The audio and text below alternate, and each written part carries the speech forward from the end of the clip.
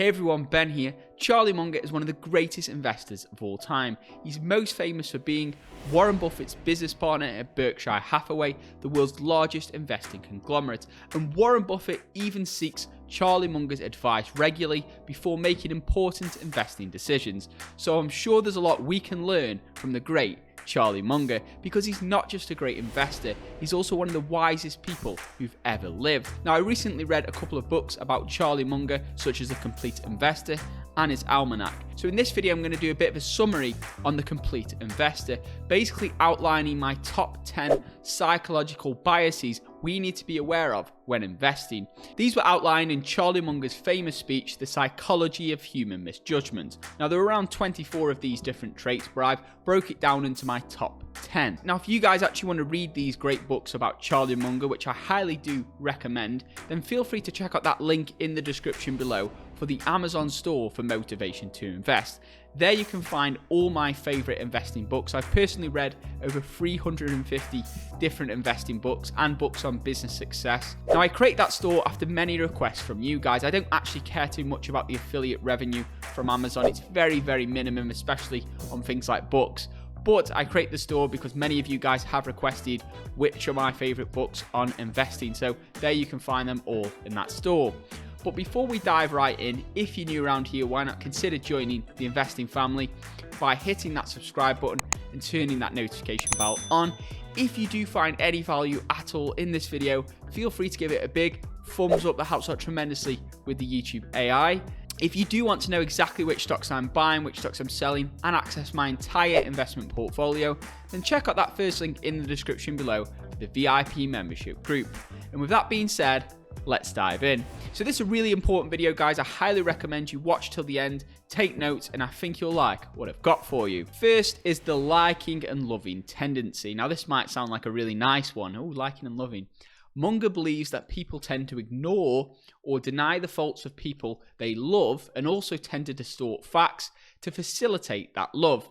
He believes we are more influenced by people we like and perhaps more importantly by people who genuinely like us. Now, a famous example I've seen today in the world is Elon Musk. Now, I love Elon Musk. He's a great guy, great business person, great CEO, great founder, passionate person who really wants to create a successful business.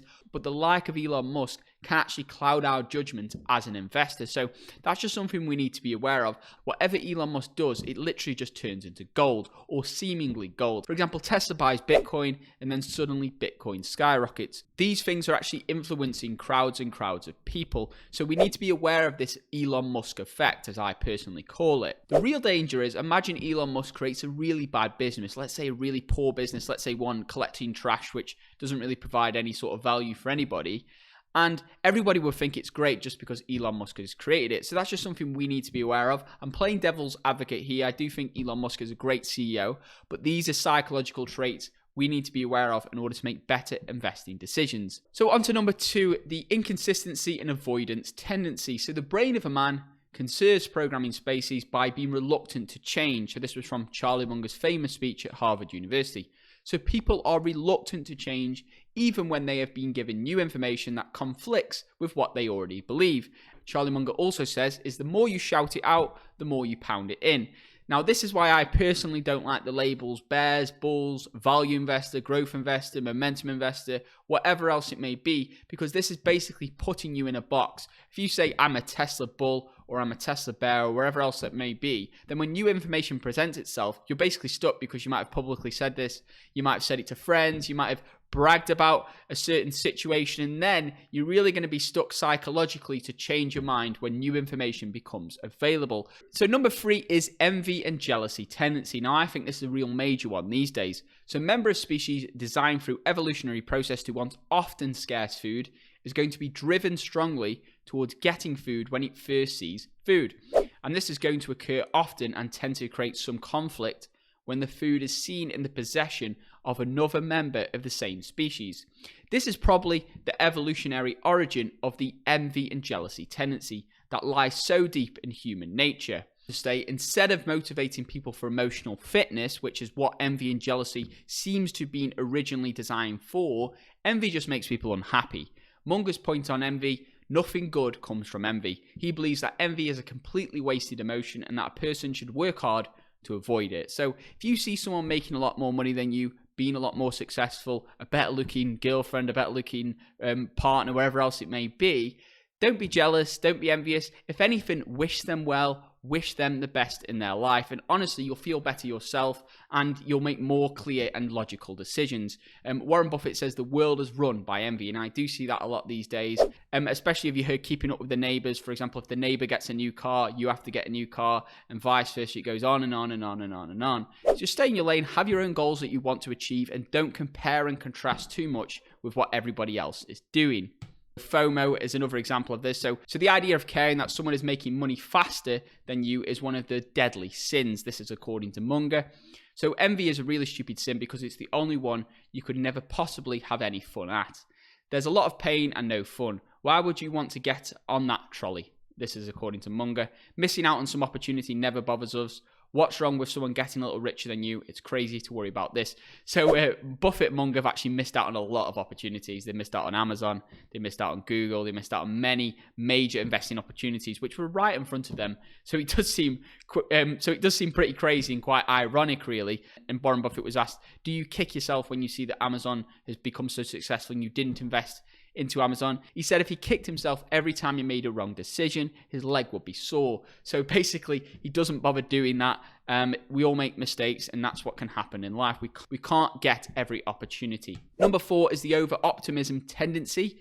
So Munger noted that there was a study done and that more than half of Swedish drivers actually thought they were above average. So of course, they can't statistically, mathematically be above average. We can't all be above average or there wouldn't be an average. So for example, staying rationally optimistic as the market gyrates is very difficult. So just be aware of being over-optimistic, over-pegging your own skills, your own knowledge, stay in your circle of competence, know what you know and know what you don't know, and you'll be majorly successful no matter where you choose in life. On to number 5 is the deprival super-reaction tendency. Now, I personally call this loss aversion. I prefer that name. I think it's more relevant. So basically, we feel more pain from losses than from similar gains. So empirical evidence suggests that we feel losses about 2 to 2.5 times more than we feel gains. And this is why it's always best to assess risk first, because psychologically, most of us do feel losses a lot more. You could have 20 positions in your portfolio and one of them's down and you keep looking at it every day and saying, why is that stock down? And doubting yourself, and it can really eat away at you when you see these losses. So really, we just need to be aware that that's an emotional bias, that's normal, and thus it's best to be a little bit more risk averse, but not be scared out of opportunities. For example, many people were burned during the financial crisis in 2008, and even during the 2020 crash. I know friends, they had a lot of stocks, they saw them crash in 2020, and I was saying to them, aren't you investing? Now this is the best time to invest. I was investing heavy. And they were scared. They were on the sidelines. They won't admit it, but they were scared. They were on the sidelines. They weren't investing now until the market started going up. So don't be scared by your losses. It's a normal part of investing. It's a normal part of life. You'll have wins, you'll have losses. And as long as you have more wins than losses, then you're winning. Social proof tendency. So we naturally tend to want to follow the crowd. So this is quite a popular cartoon about lemmings. So these are these rodent-like creatures which all followed each other and jumped off a cliff. Now you could say the first lemming slipped off the cliff. The second lemming saw the other lemming slip off the cliff and then thought, why has he slipped off, came to the edge of the cliff and fell himself. Then the other lemmings saw these two lemmings jumping and think, they must know something we don't. And that's some of the most dangerous words in investing. If this stock's going up, these people must know something we don't. And that's not always the case. Sometimes it can be, but that's not always the case. Sometimes it's literally just the crowd following the crowd. Best to separate yourself from the crowd and to make independent decisions. This is why Berkshire Hathaway is based in Omaha and they're not based on Wall Street in New York City. On to number 7 is the contrast-misreaction tendency. So we tend to compare bad to not as bad to make decisions. So this doesn't make our decisions that objective. For example, if all stocks are overvalued, if all stocks are at crazily high valuations, let's go back to the tech bubble in the 2000s, then we could say, this stock's a little bit cheaper, but it's still at a crazily high valuation. Then we may decide to invest into that stock, even though it's not really the rational thing to do at that time. So that's just something we need to be aware of.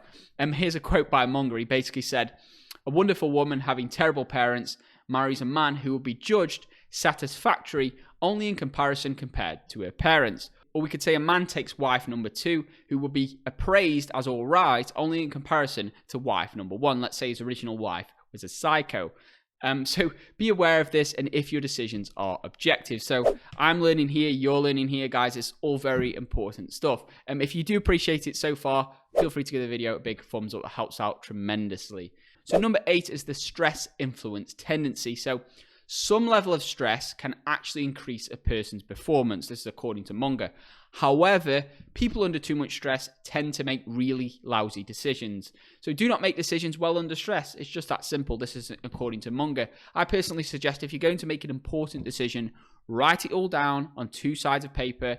One positives for the situation, one positives for the decision, negatives for the decision, and then sleep on it. Because when you sleep on it, your brain can actually go to work at solving the problem, but don't make a decision under immense stress. Number 9 is recency bias. Now, this is one of my favorite ones. I see this so often. So Munger calls this the availability misweighting tendency. Basically, we tend to weigh recent events more than past events. So if stocks have been going up, we tend to think they're going to continue going up, and we tend to forget about all the previous crashes and corrections which happened months or years in the past. So people tend to have very short memories.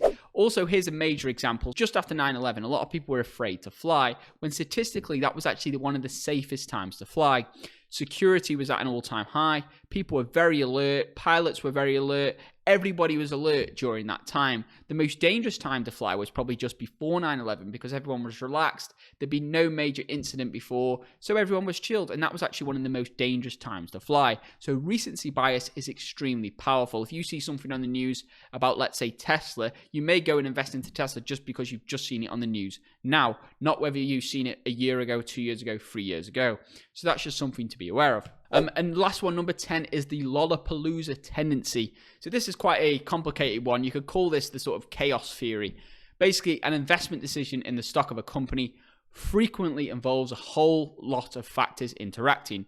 So the one thing that causes the most trouble is when you combine a bunch of these together, you get this Lollapalooza effect. This is Charlie Munger's Harvard speech. So the Lollapalooza tendency is the tendency to get extreme confluences of psychological tendencies acting in favor of a particular outcome. So you could call this madness, you could call this bubbles, you could call this market crashes. So Lollapalooza involves feedback. Its impact can be non-linear in nature and is inherently unpredictable. Examples: financial crisis 2008, the crash in 2020, the major bull run after the crash in 2020. We had stimulus checks, we had all these factors interacting, people were stuck at home, stimulus checks, investing has become very accessible to many people as it's now free. Many apps to download if you want to get into stock investing in the links below. So all these things have combined together to create some crazy catalysts for the stock market, and that's why we saw a crazy bull run. However, Munger also calls Buffett's investment record as a positive of the Lollapalooza effect. So Buffett has averaged 20% per year running Berkshire Hathaway, which is great to see because it's a lot difficult to compound large sums of money than it is to compound smaller sums of money. Now, if you guys are interested in how to compound smaller sums of money, then feel free to subscribe to this channel if you haven't already. Feel free to give this video a big thumbs up if you haven't already. And if you do want to access exactly which stocks I'm buying, which stocks I'm selling, and my entire investment portfolio, then check out that first link in the description below, the VIP membership group.